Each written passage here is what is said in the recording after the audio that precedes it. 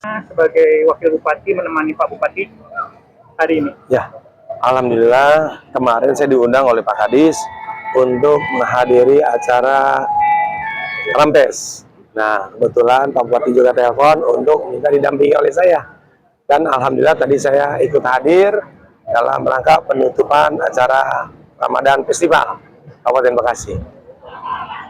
Terkait dengan kepemimpinan Bapak sebagai Ketua Kormi, bagaimana Pak Wabub ini peranannya di dalam acara ini? Ya, alhamdulillah Kormi ikut aktif Pak, karena kan kita juga leading sektor juga di Dispupora. Pastinya Kormi setelah saya memimpin Kormi 2 tahun yang lalu, kita banyak juga meraih medali. Di Pornas Kormi Kabupaten Bekasi itu kita dapat medali 38 medali, di antaranya 13 emas, perunggu dan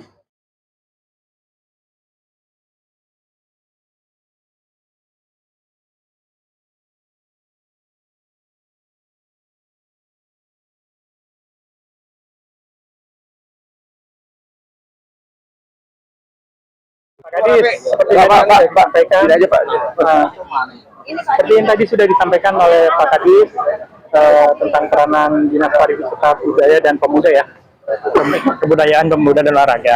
Kebudayaan, pemuda dan olahraga. Iya. Agenda hari ini rencananya bagaimana, akan ditahun kapan lagi? Ya baik, pada hari ini tanggal 23 Maret 2025 bertempat di Gedung Juang, kita mengadakan acara penutupan Ramadan Festival yang keempat tahun 2025. Alhamdulillah acara ini tadi kita lihat sendiri dihadiri oleh Pak Bupati, Pak Wabub, dan unsur Forkopimda juga hadir langsung, Pak Kapolres, Bu Kajari, Pak Dandim, beserta yang lain, seluruh perangkat daerah dan atau yang mewakili. Dan alhamdulillah banyak masyarakat juga yang hadir, bahwa kegiatan Rampes ini adalah kegiatan yang bersifat nuansa budaya Islami. Tadi bisa kita lihat bahwa ada event-event atau kegiatan yang bernuansa Islami seperti beduk, lalu marawis, lalu tarian kreasi Islami dan lainnya. Pasca kegiatan Rampes ini, Ramadan Festival, kegiatan di luar itu menjelang akhir tahun ini, menjelang sepanjang tahun ini? Sepanjang tahun ini nanti kegiatan setelah Lebaran, kita ada acara Lebaran Bekasi. Acara Lebaran Bekasi yang mana yang tahun sebelumnya juga kita selenggarakan. Pada acara Lebaran Bekasi nanti insya Allah akan lebih banyak lagi yang diundang, tokoh-tokoh masyarakat, tokoh agama. Insya Allah nanti untuk tempatnya akan diinformasikan lebih lanjut, akan saya koordinasikan dulu ke pimpinan untuk tempat dan waktunya.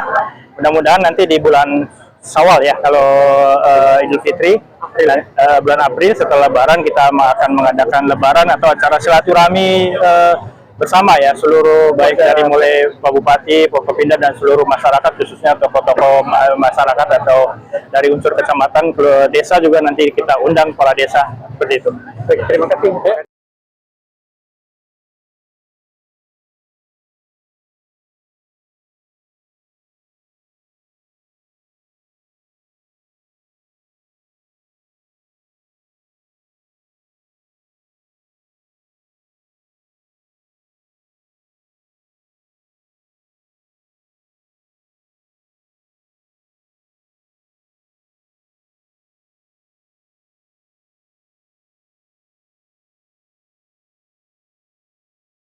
Hari ini PMI menghadirkan pelayanan cek kesehatan, yaitu cek kesehatan dari kolesterol, kemudian juga asam urat dan glukose.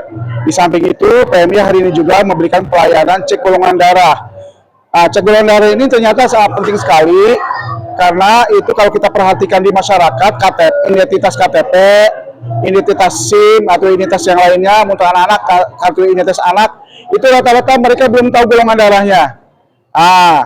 Secara empiris kalau kita perhatikan di SIM maupun KTP, bapak-bapak itu umumnya golongan darah kosong. Padahal golongan darah itu penting sekali ya untuk menghadapi kedaruratan. Misalkan perlu donor darah, keluarganya yang ada transfusi darah, itu diperlukan sekali dia tahu apa golongan darah di dalam dirinya, sehingga dia harus mengetahui, dilengkapi di identitas pribadi dia. Nah, oleh karena itulah hari ini PMI menghadirkan pelayanan itu. Dan kalau kita perhatikan di booth PMI hari ini, masyarakat sangat memanfaatkan sekali kehadiran PMI dengan cek golongan darah. Saya kira itu hari ini yang kita hadirkan seperti itu, Pak. Nah, dia mengalami kesulitan terutama untuk donor darah, dia masih meraba-raba apa golongan darahnya. Kemudian memang dia harus datang ke PMI. Jadi sebelum donor darah harus cek dulu golongan darahnya. Kalau kegiatan-kegiatan atau dia bisa sebetulnya ke puskesmas dan lain-lain, tetapi dia bayar. Tetapi kalau PMI dia tidak bayar, gratis. Itu salah satunya. Dan risikonya kalau dia dari golongan darahnya adalah dia akan lambat lah ya, dan mereka memberikan pelayanan ketersediaan darah bagi keluarganya mungkin yang harus transfusi pada saat dia mau donor darah. Apa yang positif semuanya ya. Sebenarnya ada yang resisten negatif nggak tuh warga Bekasi yang pernah? Ada, dan itu yang sangat langka sekali. Itu karena memang itu dari asing ya, bawaan turunan dari asing dan ada dari luar negeri gitu ya, asing mungkin di dalam tubuhnya itu. Tapi ada, dan PMI menyediakan sekalipun ada resus negatif yang sulit sekali PMI menyediakan. Masih sebetulnya kita pada saat menyetok di bulan Ramadan, tiap golongan darah kita bisa sampai dengan 500 sampai 600 kantong darah selama 1 minggu. Tetapi saat ini posisi stok darah agak menurun drastis sehubungan dengan para pendonornya yang puasa. Akibat puasa banyak yang menahan diri untuk donor darah.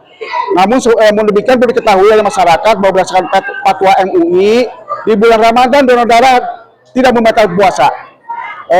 Hanya memang kita memahami masyarakat di donor darah karena mengeluarkan cairan khawatir lemas gitu ya. Oleh karena itu masih banyak tetap komunitas yang menyelesaikan donor darah baik setelah dilaksanakannya usai taraweh. Banyak juga masyarakat yang tetap berdonor darah menyediakan darah dari komunitasnya, terutama dari non-muslim, yaitu dari gereja, kemudian juga dari vihara, kemudian juga dari umat yang lain yang memang tidak berpuasa, mereka tetap menyelenggarakan donor darah, dan itu sangat membantu sekali masyarakat atau pasien-pasien yang membutuhkan darah, dan membantu PMI dalam mereka menyediakan stok darah. Semua termononya tidak, semua rumah sakit saja. Rumah sakit. Jadi semua prosesnya melalui rumah sakit, dan kita masih menyuplai juga ke bank-bank darah di rumah sakit, baik di kabupaten maupun di kota Bekasi. Mengapa ini juga cepat susut sekali ya? Karena PMI Kota Bekasi sempat tidak beroperasi karena kebanjiran. Sehingga seluruh rumah sakit yang ada di Kota Bekasi semua ambil darahnya juga ke PMI Kota Bekasi. Namun demikian sekarang sudah mulai stabil karena Kota Bekasi juga sudah beroperasi. Seperti itu. Terima kasih Pak Haji Kota.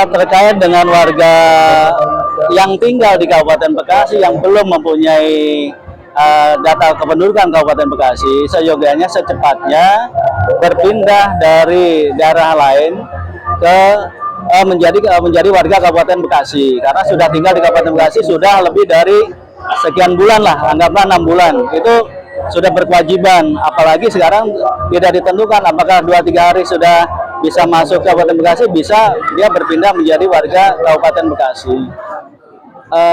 Operasi justisi ini kan operasi gabungan ya, tidak bisa mandiri. Jadi untuk tugas Dukcapil adalah melihat apakah dia ada warga orang Bekasi atau memang warga di luar Kabupaten Bekasi, itu saja. Hampir setiap tahun biasanya ada, belum dilaksanakan. Biasanya pasca habis hari raya kita bisa melaksanakan itu.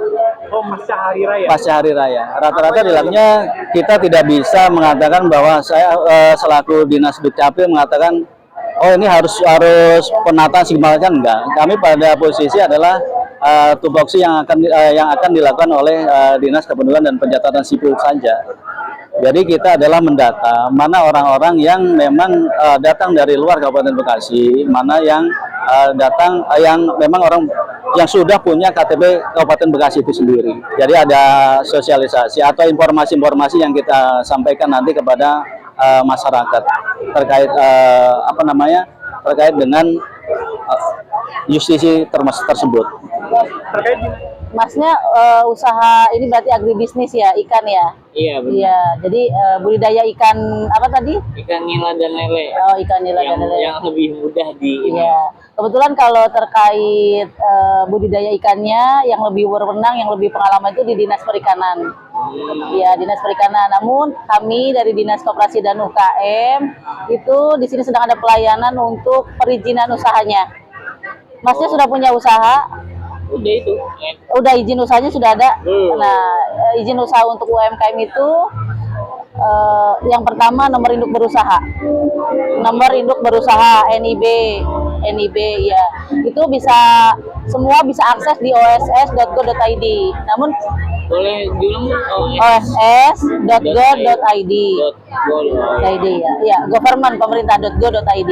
Nah, namun kami sebagai pembina dari UMKM dan koperasi tentunya kami mendampingi, memfasilitasi UMKM dan koperasi dalam pembuatan perizinan. Jadi kadang masyarakat juga banyak yang kesulitan untuk mengakses di OSS. Jadi kami memberikan pelayanan di acara Ramadan Festival ini untuk pembuatan NIB. Langsung kami bantu seperti itu. Kantor kami di pemerintah Kabupaten Bekasi di Delta Mas Cikarang, ada di gedung B4 lantai 3 di Delta Mas Cikarang Pusat. Di Komplek Pemda, semua dinas ada di sana dengan gedung Bupati, dengan kantor Bupati di sana. Kami setiap hari melayani masyarakat untuk yang mau berusaha ataupun yang sudah berusaha. Kalau yang mau berusaha tentunya kami bekali dengan pelatihan. Ya, setiap hari Senin sampai Jumat melayani masyarakat Kabupaten Bekasi terkait koperasi dan UMKM. Kami ada pelatihan, pembinaan, dan fasilitasi untuk akses pembiayaan, akses pemasaran. Seperti juga. Iya, tentunya untuk akses pembiayaan kami fasilitasi. Pemerintah mengeluarkan kredit usaha rakyat melalui bank-bank pembangunan UMKM dari skala mikro sampai skala besar di apa namanya tuh difasilitasi. Iya, di